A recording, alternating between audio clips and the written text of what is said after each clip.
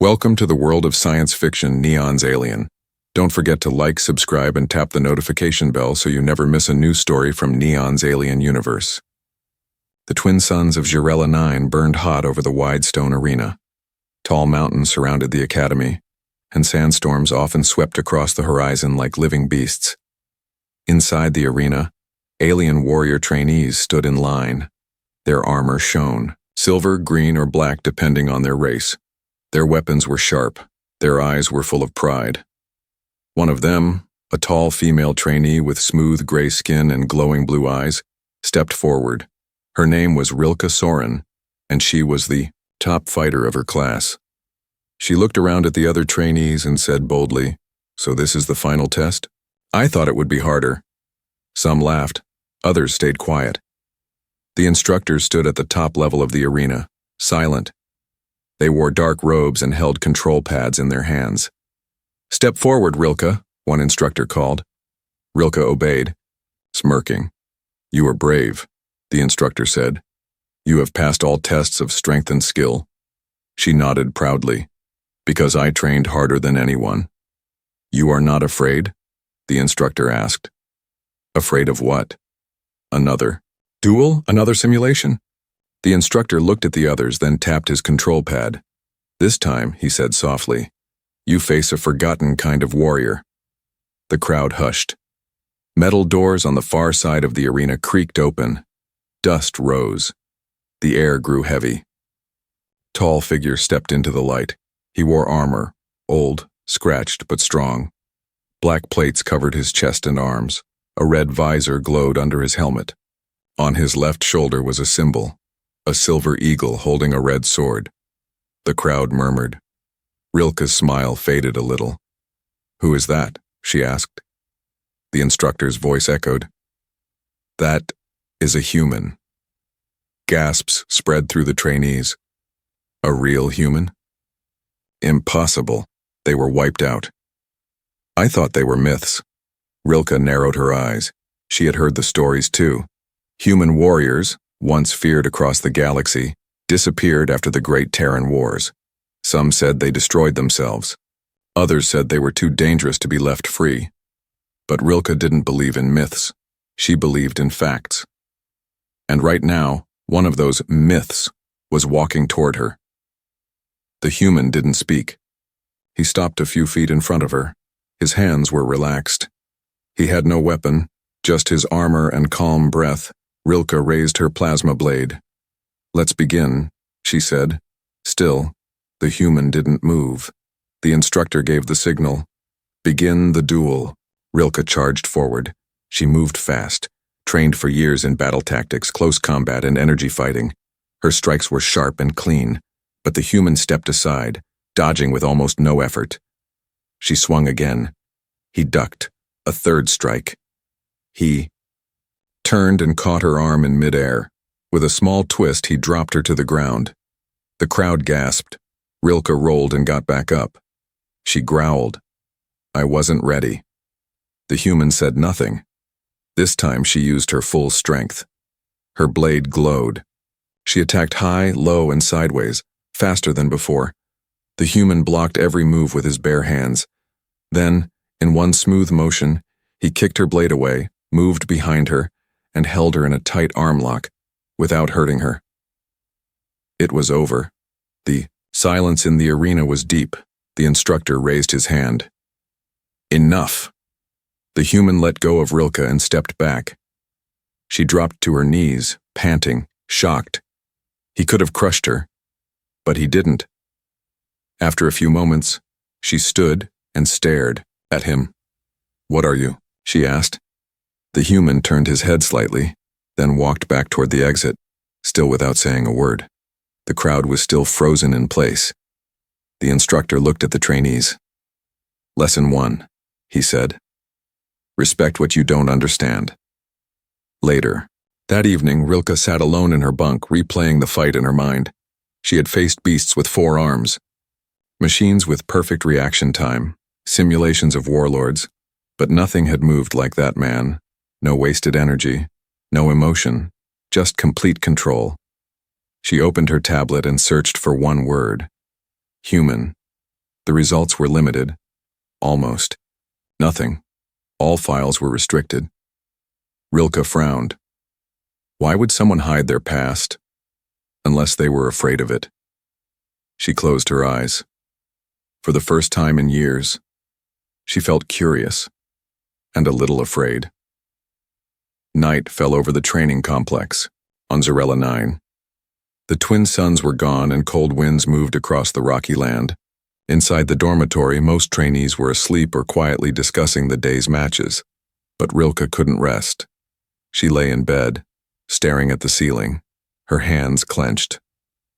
He didn't even try, she whispered. She had trained for 7 years. She was the strongest among her people. She had fought beasts twice her size, but today she had been beaten in under 30 seconds, and not by a monster, by a man. The next morning, she woke early, before drills, before breakfast. She went straight to the arena's control center. The door was locked, so she climbed the side wall using the outer pipes. Inside, she found Instructor Barron standing near a hologram screen. He turned sharply when she dropped in. "You're not allowed here," he said. "I want answers," Rilke replied. Barron narrowed his eyes. "About what?" "The human." He turned away. "Go back to your room," she stepped forward. "Who is he? Where did he come from?" Barron was quiet for a moment. Then he pulled up a file marked Classified Level Omega. "I shouldn't be showing you this," he said, "but maybe now you'll learn some respect." The screen showed a name.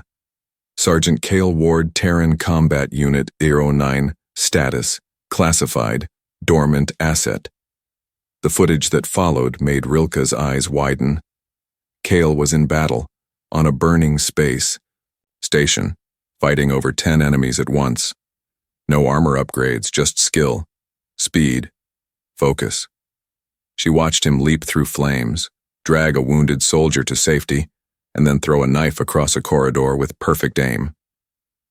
Every move was calm and deadly. Rilke swallowed. He was real, even then. Barron nodded. He's been in deep stasis for 13 years, woken up only for rare programs. They call him a ghost weapon. The last Terran warrior the Council still controls. Controls? She asked. Barely. The treaty says he can't be used for war again, but we were allowed to use him as a demonstration tool, for now. Rilke stepped closer. Does he speak? Only when needed. She thought for a moment, then said, I want to fight him again. Barron raised an eyebrow. Do you want another lesson? No, she said quietly. I want to understand the truth. Later that day, while the others trained with dummies, Rilke slipped away. She followed the armored guard patrols to the restricted wing of the academy. There, behind reinforced doors, stood a dark chamber. She waited in the shadows. At exactly 1400 hours, the doors opened, and Cale Ward walked out. No helmet this time. His face was hard with deep eyes and a thin scar under his left eye. His jaw was square, his hair short and graying. He looked tired, but not weak. Never weak. She stepped out into the hall. You avoided me, she said. He turned. Didn't speak. I thought humans were extinct, she added. Still, silence. She stepped closer. Why did you hold back? Finally, he spoke. His voice was calm, flat, controlled. You were not my enemy. You humiliated me, she said, angry now. You attacked without thinking, he replied. I defended without ego. She stared at him. No pride, no emotion, just facts. Can you teach me? She asked softly. He looked away for a moment, then back.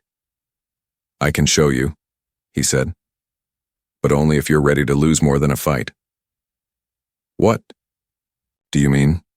To understand how humans fought, Cale said, you must learn what they feared. He turned and began walking. Rilke followed.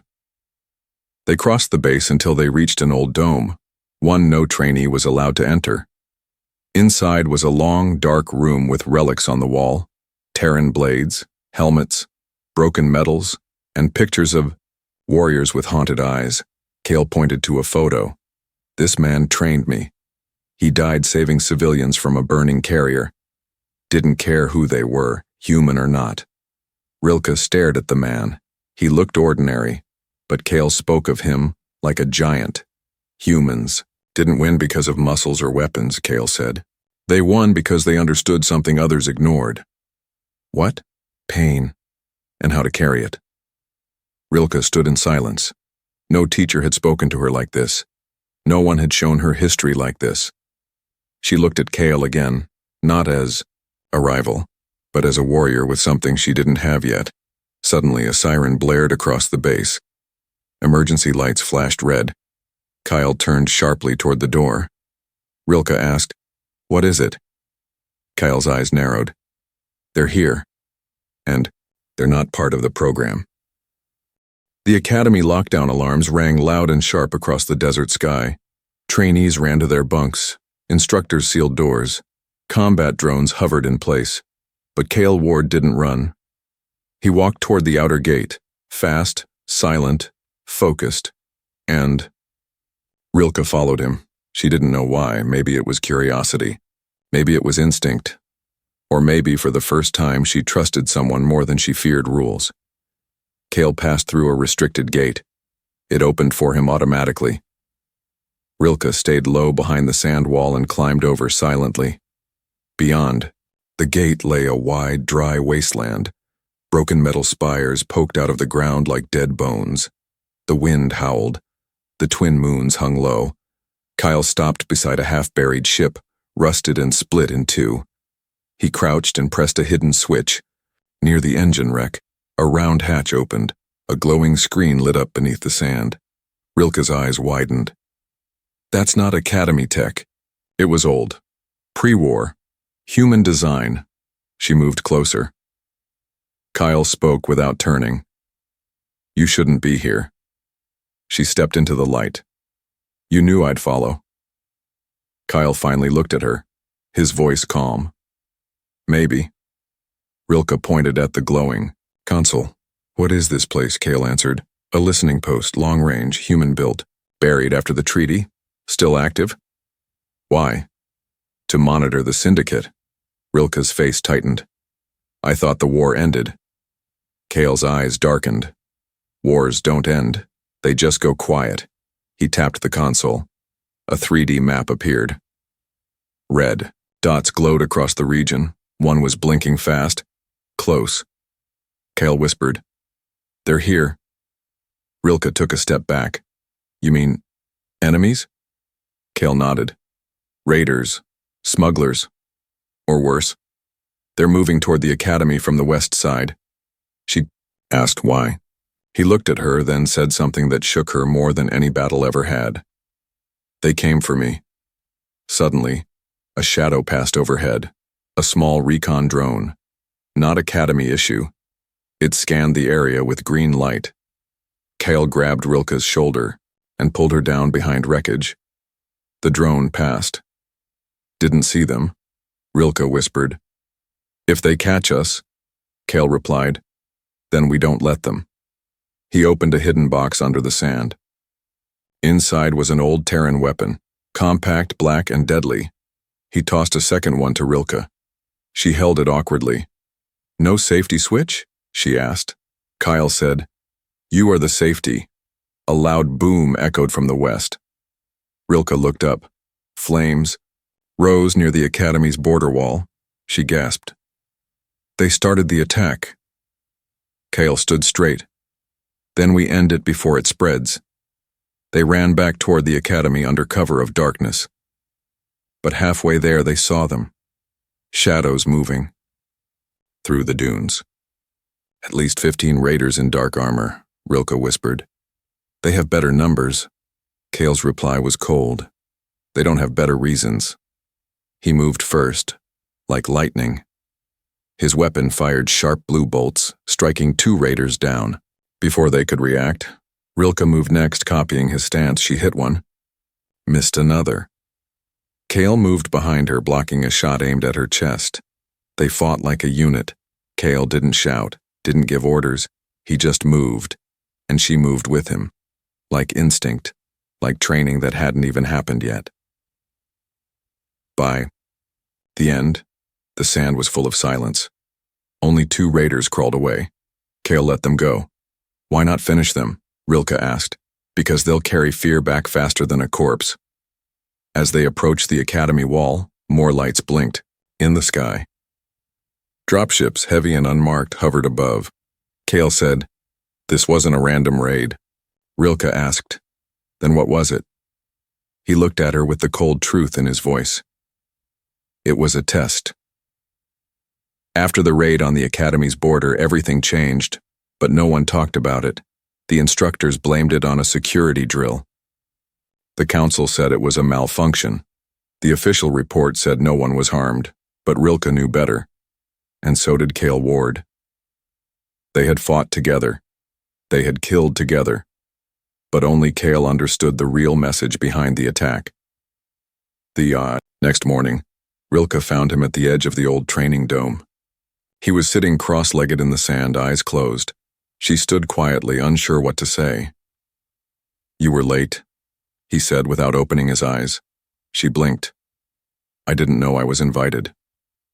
"You followed me into a war zone," he said calmly. "That's the only invitation I give." He stood slowly, the sand sliding off his black armor. "Why did you follow me?" he asked. "I wanted to understand," she replied. Kyle stared at her. "Then understand this first. Bravery is not charging into danger. It's surviving it without losing yourself." Rilke looked down. "I almost froze when the raiders appeared." Kyle walked past her and picked up a dull metal stick from the ground. He tossed it at her. "Hit me," he said. She grabbed it and swung, hard. He dodged, again and again. After a minute, she was panting. "You're not trying," she said, frustrated. Kale stepped closer. "You're swinging like you're angry. That's not control. That's panic." He raised one hand. "Breathe in." She obeyed. "Breathe out." Again. "Now hit me, only when your heartbeat slows." She tried again. This time, slower. Kyle moved less. Then he stepped aside and gently placed his hand on her shoulder. "You'll never win if you fight like an alien," he said. She frowned. "What does that mean?" "It means you fight for approval, for attention. Humans fight to end it." For the next 3 days, they trained in secret, outside normal drills. No plasma blades, no drones, no loud commands. Just simple things. Footwork, breathing, observation, and the hardest lesson of all, patience. One night, Rilke asked him, "Do you miss Earth?" Kyle paused. "No." She looked surprised. "Why not?" "It's gone," he said. "Not the planet, the people I knew, the purpose we had." He stared up at the stars. "When we were young, we trained to defend the weak. But after the war, the galaxy didn't want protectors. It wanted peacekeepers, soft hands, quiet words." "You didn't fit that," she guessed. "I still don't." Rilke sat beside him on the rock. "What did they do to you after the war?" Kyle was quiet for a long time. Then he answered, "They put me in a frozen cell, woke me up when they needed a ghost story." She whispered, "That's not right." Kyle turned to her. "No." But I stayed silent, until they made the mistake of bringing me here. Rilke asked, "Was it a mistake?" Kyle nodded. "Yes, because now I've seen something they didn't expect." She raised an eyebrow.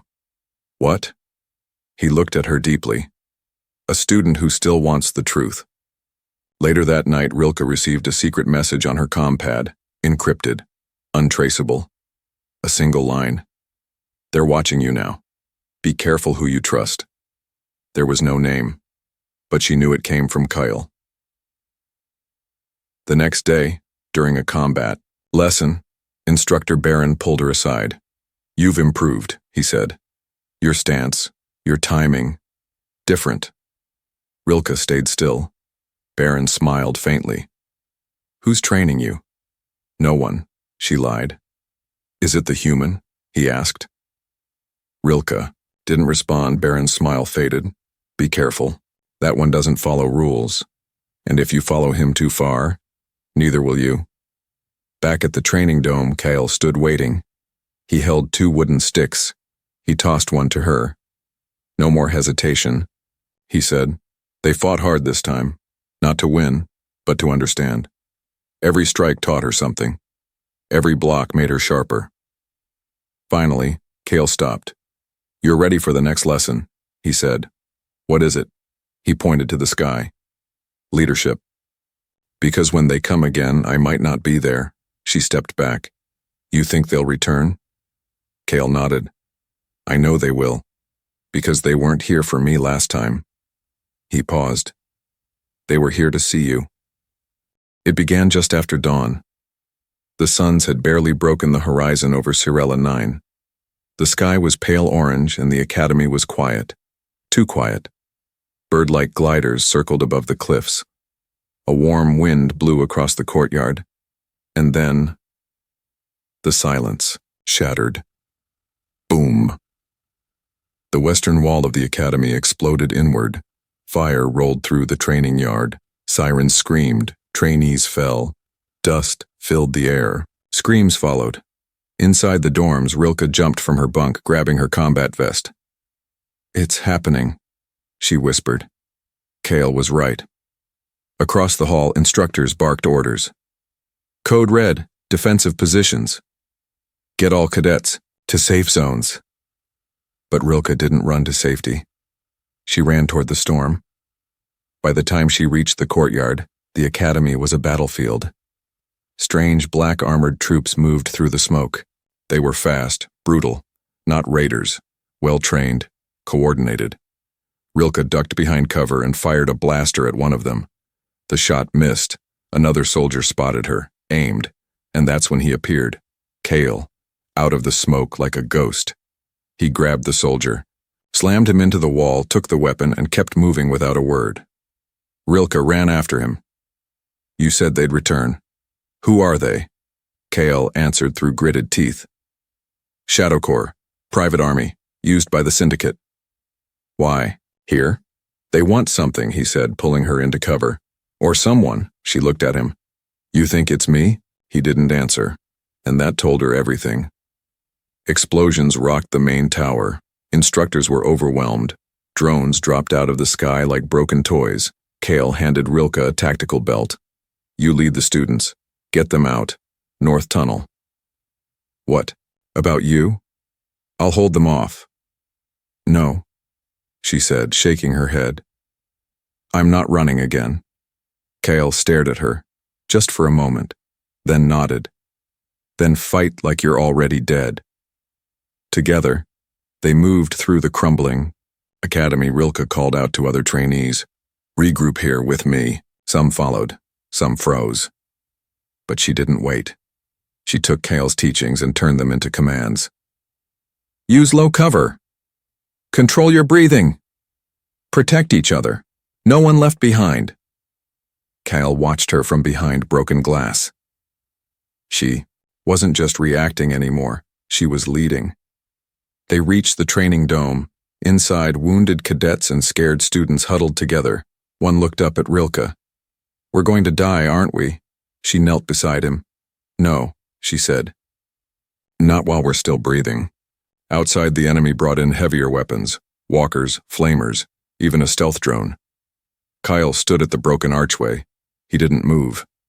One of the attackers stepped forward. Kyle Ward, the voice said from behind a helmet. Come with us. Quietly. You've already shown enough violence. Kyle tilted his head. You've only seen my defense. Then he moved. The battle exploded again. Kyle moved like lightning. No wasted motion. No panic. Every shot counted. Every step perfect. But there were too many. Even he couldn't hold them all. Inside the dome, Rilke made a decision. She turned to the cadets.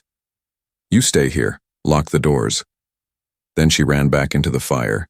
She found Kyle surrounded. He was bleeding. Breathing heavy, She took a weapon from a fallen soldier and shouted, "Hey!" All heads turned. She fired. Not wildly, precisely. Kale saw her, and for the first time, he smiled.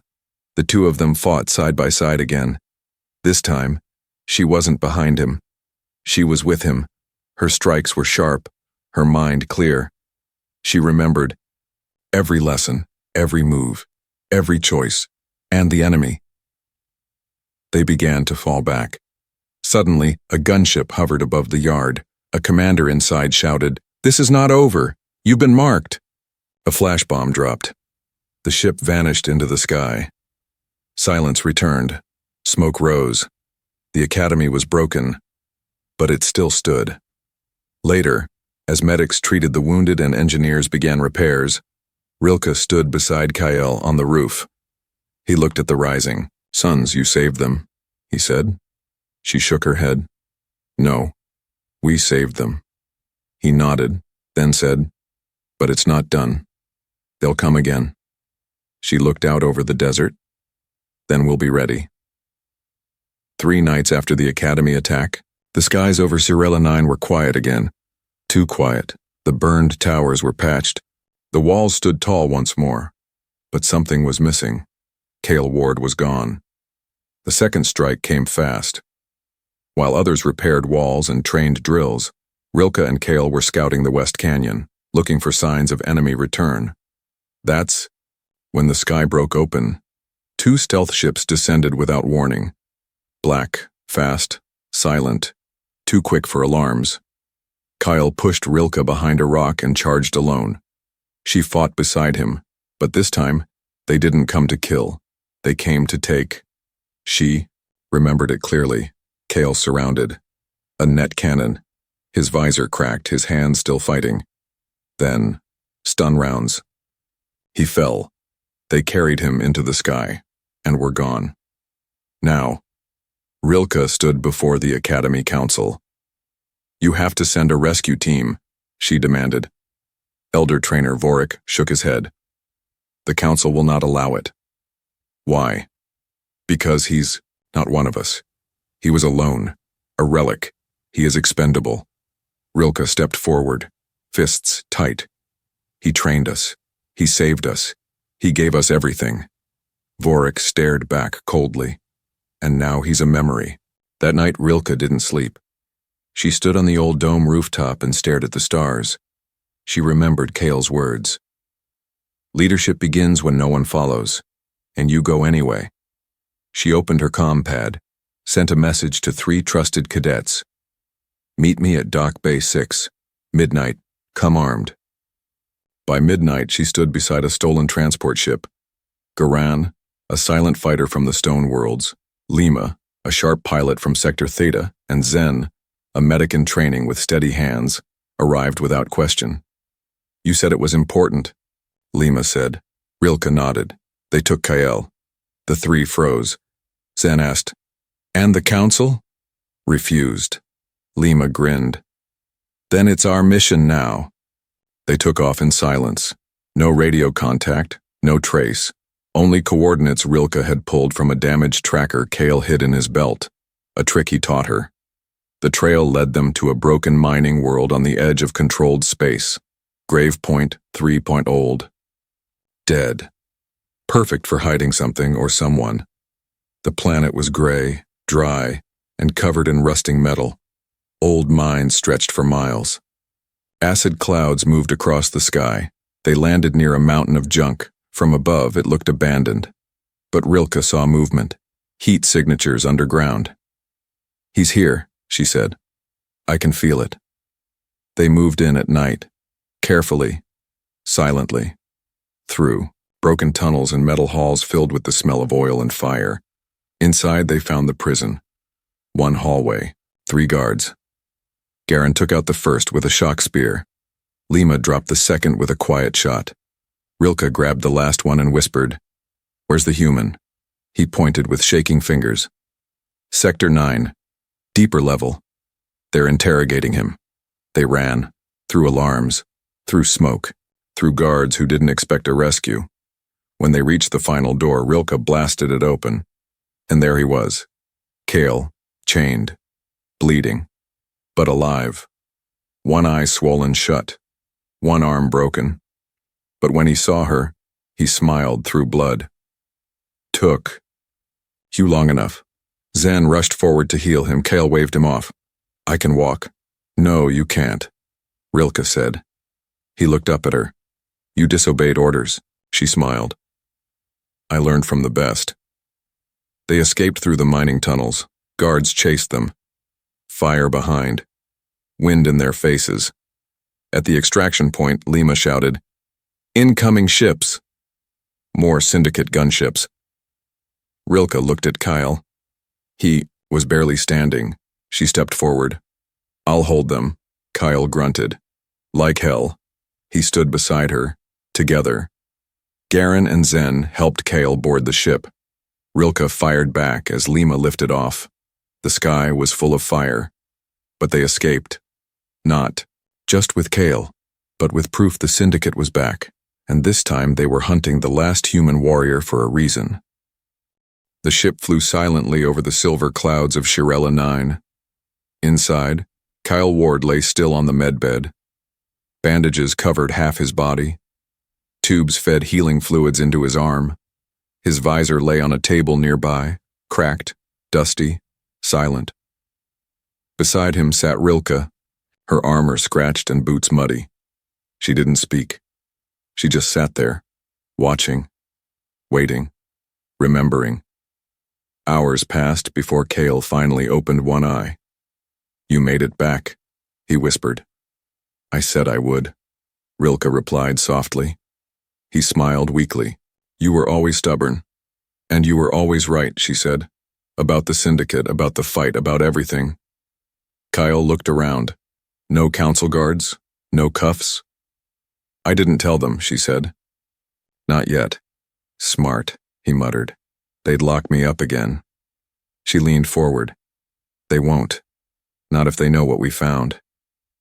Rilke pulled out a small chip and slid it into the room's screen. The display lit up. Blueprints, old files, names, maps. Kyle's face went hard. That's their shadow network, he said. Hidden bases, sleeper cells, black market labs. They're planning something bigger. Rilke nodded. I think that's why they came for you. You know things they want buried. Kale looked her in the eyes. No, we know things now. Later that night, they walked to the old dome where Kale had first trained her in secret. Kale moved slowly, still weak, but his voice was strong. I won't be here long, he said. What do you mean? Rilke asked, worried. They'll come. For me again. Or your council will. I'm too loud. Too human. Then let me fight for you, she said. He stopped and turned to her. No, he said softly. Let me fight through you. He sat on the rock where he once made her meditate. You've changed, he said. You don't fight to win anymore. You fight to protect. That's what you taught me. No, he said. That's what you chose. I only showed you the mirror. He reached into his coat and pulled out a small silver badge. It had an eagle, a red sword, and a number. Arrow 9. This was mine, he said. Last of the Earth Warrior Corps. They say the unit died with me. He handed it to her. But now, it lives in you. Rilke took the badge, her hand shook. What do I do with it? Kyle stood. You make them remember. The next morning, the academy woke to a surprise. Rilke Soren was standing at the training yard, not as a cadet, but as a commander.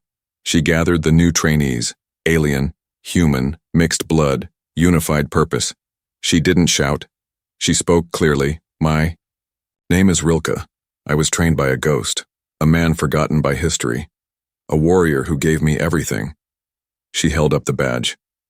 This is his legacy. It's mine now, and I'm passing it to you. News spread quickly. Students whispered, she's leading Kale's path. She saw what he did. She's becoming something new. But Rilke didn't want fame. She wanted readiness. Meanwhile, far beyond the edges of the system, Kale stood on a quiet moon. No cameras, no lights, no command, just peace. He stared at the stars, knowing the war wasn't over. But now, it wasn't his war alone. "She'll be better than me," he whispered. "That's the point." A few years later, Syndicate forces returned, but this time they didn't meet silence. They met a school filled with warriors who knew fear and moved through it. They met a leader who didn't scream orders, but inspired loyalty. They met Rilke, holding a badge once worn by a forgotten human, and making it legendary again.